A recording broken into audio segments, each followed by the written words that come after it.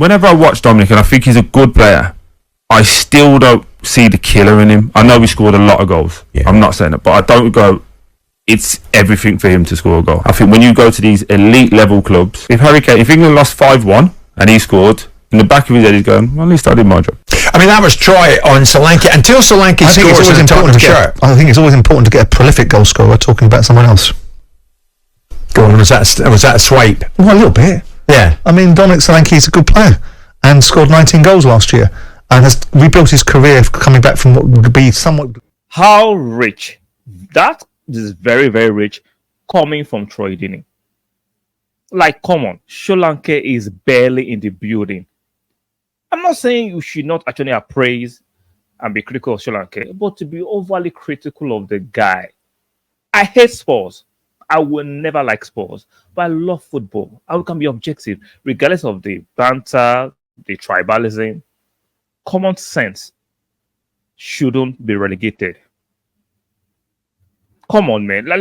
I saw this done to Kai Havertz last season, and even by Arsenal fans,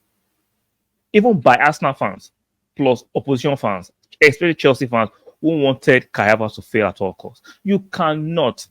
Coming from Troy Deeney, a former player, you think, I'm not saying because you're a former player, you should not criticize, right? Objectively, or objectively appraise present players. You should, but not in bad faith. That was petty. Not from Troy Deeney, who was not a clinical striker by all stretch of your imagination. Troy Deeney, you were never a little or clinical striker. Now, I'm not saying because you're never a little striker or clinical striker, you cannot pass your appraisals on players. You cannot analyze the games of players. I'm not saying that, but I'm using that role because you went petty too. What do you have against Solanke? He was a good striker at Baltimore, even though it was one season. I understand people should not rush to conclusions on either side that Solanke will turn to this fantastic, marquee clinical striker, or on the other side, he will turn to be a poor signing. Let us wait. Let us wait to pass our judgment. Before we continue this conversation, guys, do me that kind of favor. Very, very important. Like the video. If you're new here, please subscribe and make sure you turn on your notification bell. One more time, like the video, subscribe to the channel if you're new, and do not forget to turn on your notification bell. Back to the Solanke criticism by Troy Deeney. And even though I don't necessarily always agree with what's his name, Simon Jordan, on this one, I support the cynic in Simon Jordan by raising the eyebrow like, come on, Troy, you were not that guy. You are not that guy. Coming from a striker who wasn't prolific, who is, for me, aggressively and over the top analyzing on that striker, that's extremely rich. Extremely rich coming from Troy Deeney, who played for Watford. You were not that guy. Even though, just because you're not that guy doesn't mean you can analyze the game. But let's not do that. Now, we are now living in times where people go over the top. Are we so overly invested in views and likes and shock reaction and shock value? Because it doesn't make sense why we should do this. Even though I'm not a sports fan, I detest sports. But I love football. And I love the objectivity. Regardless, see, the fact that I hate sports also means I detest sports fans. We can have our banter, we can have our tribalism. Yeah, that's fair, but there's a limit to it. As much as I detest the fact that Arsenal fans last season, as opposition fans, were doing the same thing to Kai Havertz, doesn't mean I should support it now and say, yes, I'm going to do it to somebody else. I'm not going to do that. Solanke is a good striker. I'm not saying he's world-class, world beater. Let's see what he can do at Tottenham Hotspur. You didn't miss one or two good chances yesterday. It happens to the best of them, even R9.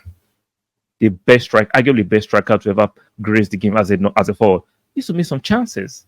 Let's not pretend that the most clinical strikers do not miss chances. They are not robots. Let's not pretend. These things happen. So, like we have to bring back rationality and logic and sensibility back into the game. Criticize footballers, criticize strikers, midfielders, and all players, but do it in good faith. do it within the realms of objectivity and logic. All this running of agendas is getting boring, and sometimes it's that most of the fans, they want this, they want the drama, they want the chaos, they want the back and forth, they want the ecstasy. But come on, let's bring back being reasonable, be sensible. Let's bring it back. Let's bring it back. Everything is not shock value. like, come on, man. To pass appraisal quickly on Solanke's career as Spurs. Come on, let's that he will not be. No, how do you know he will not turn out to be a success? I'm not saying it's guaranteed.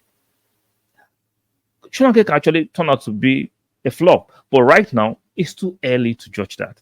And on the flip side, it's too early to call him a success. Let us all be patient and see how it plays out. Let's be patient and see how it plays out.